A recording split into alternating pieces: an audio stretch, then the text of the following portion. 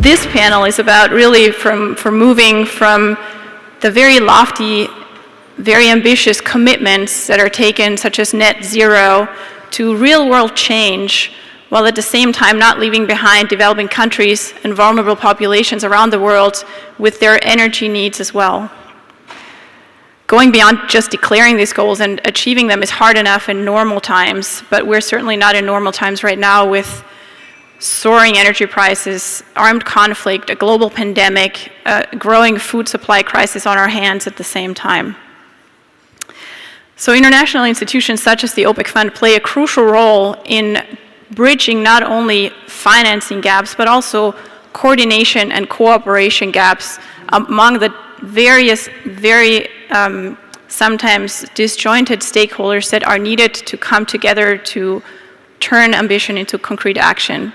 I would like to kick off with some strategic approaches and concrete policy actions. And my first question goes to you, Ahunna.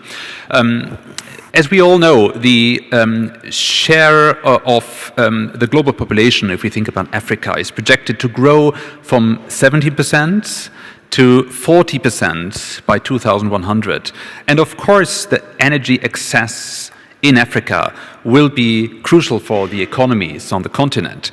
So my question is, what are the concrete actions the United Nations are taking to help countries on the continent to address these challenges if we think about the potential conflict, but also, of course, the question of energy access and climate action? We need these forums right now because the development agenda is in crisis, is under threat, and it's about to be hijacked by an overwhelming crisis mentality.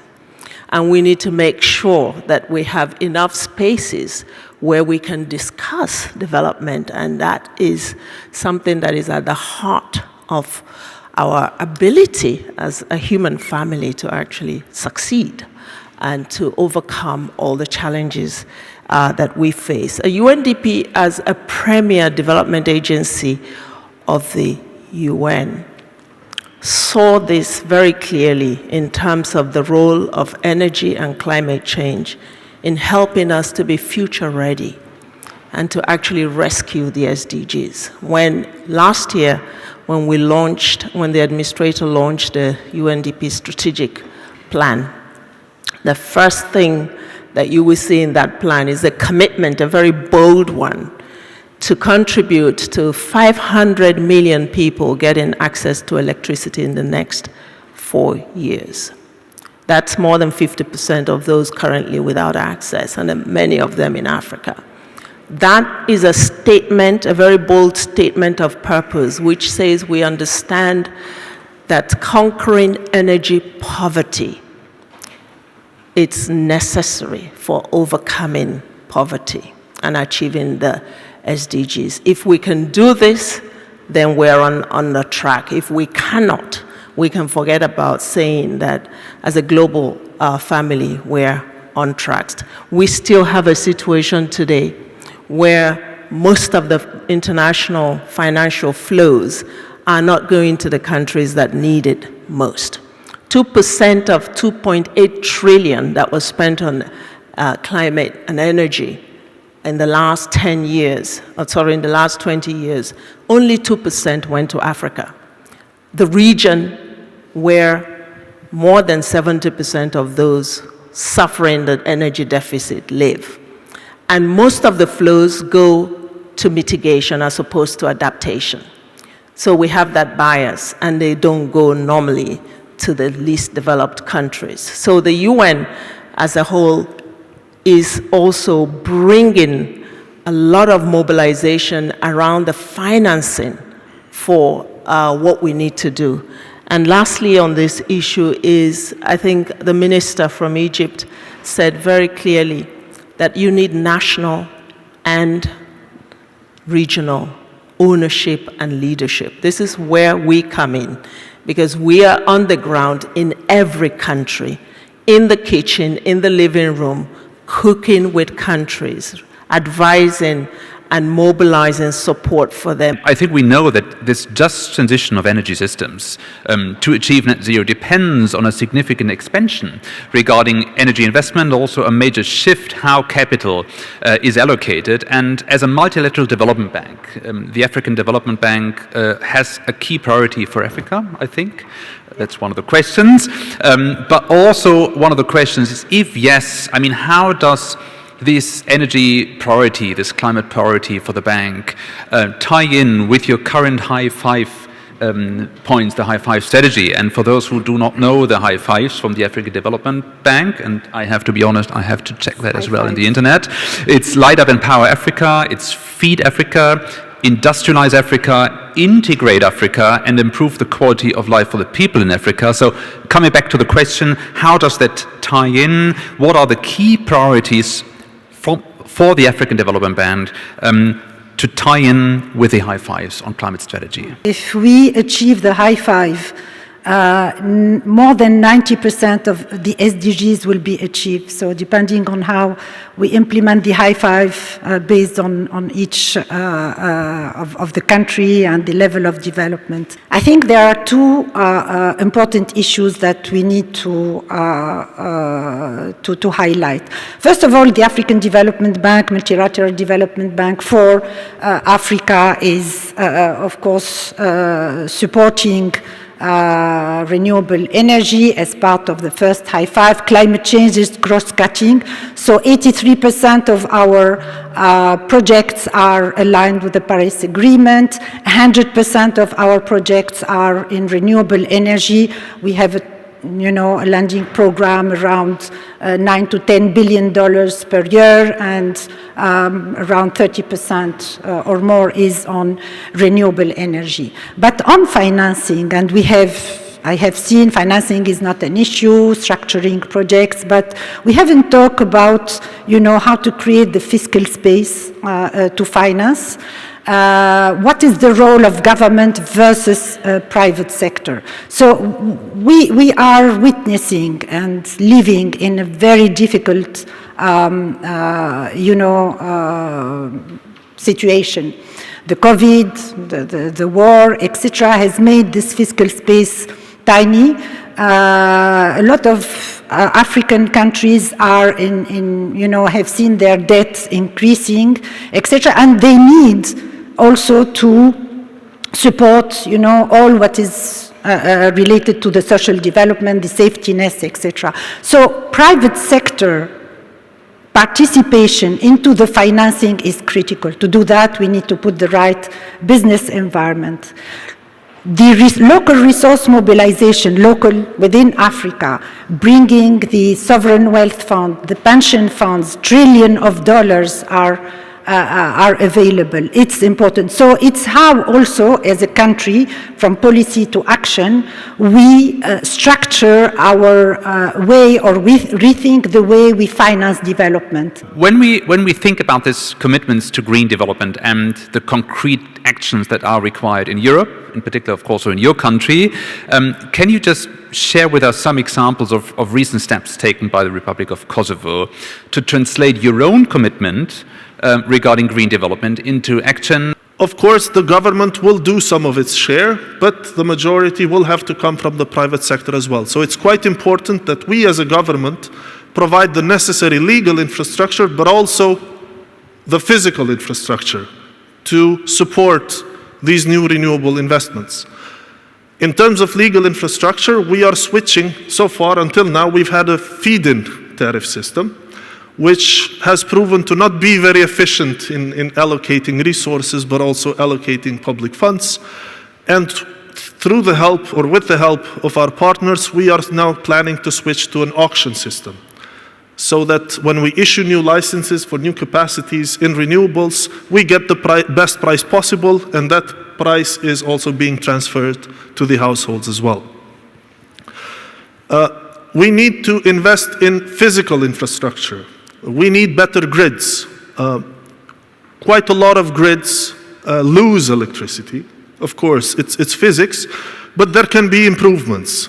1% reduction, of the total capacity that is lost could result in the less need to invest hundreds of millions for many countries, for example, in solar panels.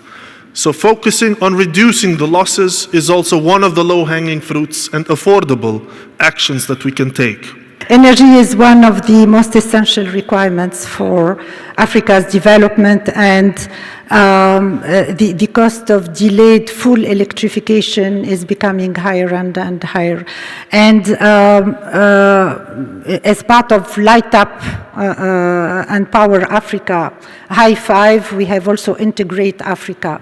And we believe that the resources that are available across the continent are important, like the hydro, the solar, the wind, and we will not succeed in achieving this full electrification unless we look at, these regional projects and cross-border electrification and transmission lines, which why at the African Development Bank, 20% of our operations are regional operations. So, and let me maybe be more specific, and we have the New Deal on Energy for Africa, which is an ambitious program that seeks to achieve the universal access for Africa, but the strategy is built on some targets, and one of them is this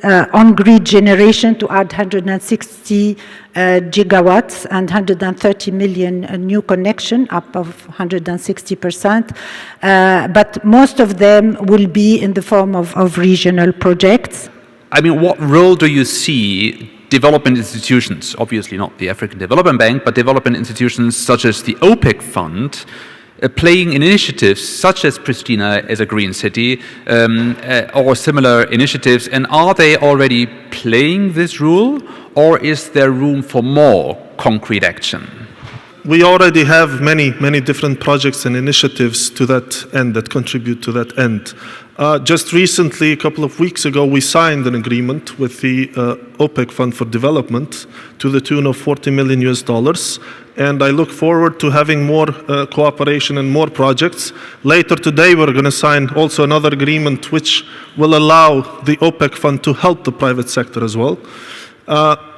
So there is room for cooperation, there is room for many projects, and we are already committed to seeing some of the projects go through. What new arrangements from a global scale are required, are needed to put these deals into place and really ensure that they work? And of course, the question is, what is the role you or the United Nations can play? I think the first thing is to have a clear national plan strategy that is based on the country's own resource reality. And Undp has actually supported 44 countries in Africa to update their NDCs. That usually serves as a pipeline framework, because this morning one of the speakers was talking about we need the pipelines to be able to make the investments. Well, you now have them in 44 countries with NDCs that clearly map the pathways that countries want to follow. And South Africa got the deal for 8.5 billion. We're still waiting to see how that money is going to flow, by the way. I'm not sure it's all there.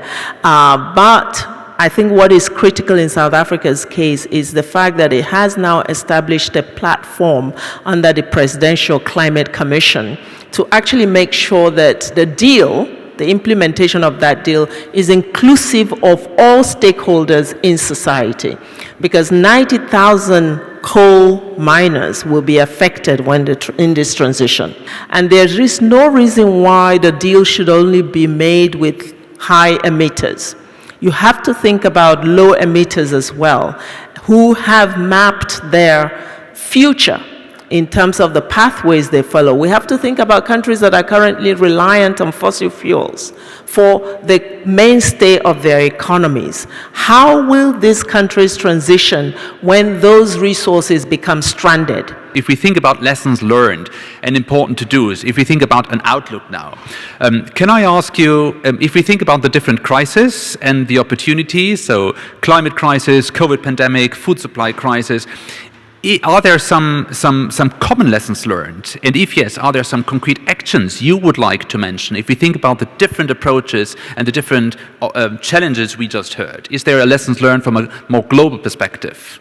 What we've seen from the, let's say, energy squeeze, and this was even before the war in Ukraine, which further exacerbated the problem with the food crisis, I think the lesson learned should be that we are in this together, all of us. It's not like one country can have a strategy on its own and can be saved. I think in terms of weaknesses, it's promises not kept. I think that global systems, the global financial architecture, for instance, needs to be more responsive where the needs are the most. In terms of opportunities, I think, if you look at the youth, and I speak about opportunities in the context of Africa, which is the youngest continent on earth, with a median age at 19, it is a future that is ready to go. Young people on this continent are enthusiastic social entrepreneurs. We talked about innovation earlier today. This is the hotbed of innovation and application, adoption of new technologies and digital transformation. We need to leverage this for this topic. And we're already seeing, UNDP recently profiled what we call climate warriors, young people who are coming up with innovations on how to tackle climate problems in their communities and in their countries. And they are coming up with ideas that are worthy for investment. So I think in terms of opportunities, we need to invest in youth and the innovation and entrepreneurship and energy and ingenuity that is we see emerging there all the time. So I will take it from the angle of this sort of reconfiguration of the supply chain, what is happening now, how it is an opportunity for Africa for job creation and innovation. For instance, we took it granted in Africa that 96% of the pharmaceuticals are imported. And yet when the crisis came, Africa was left, especially for vaccine, but not only. So that's what we need to put more resources in institutions like the African Development Bank. In particular, and I will precisely on one point, when we look at the additional special drawing rights, so our President Adesina, is discussing at the highest level to have some or part of the special drawing rights, we are talking about $33 billion for Africa, coming through the African Development Bank and the concessional financing window in particular, to be leveraged up to 4 times using our AAA rating. And then we can, provide the needed finance, in particular to the low-income countries, which is needed. If we talk about infrastructure, the roads, the ports, we need $218 billion per year for Africa. Yet we cannot, provide the right growth for Africa if we don't have these competitive advantage, and in particular the infrastructure, the road and the connections. We are talking about regional integration. The corridors are extremely important to make sure that Africa industrializes and this value chain happens. Thank you.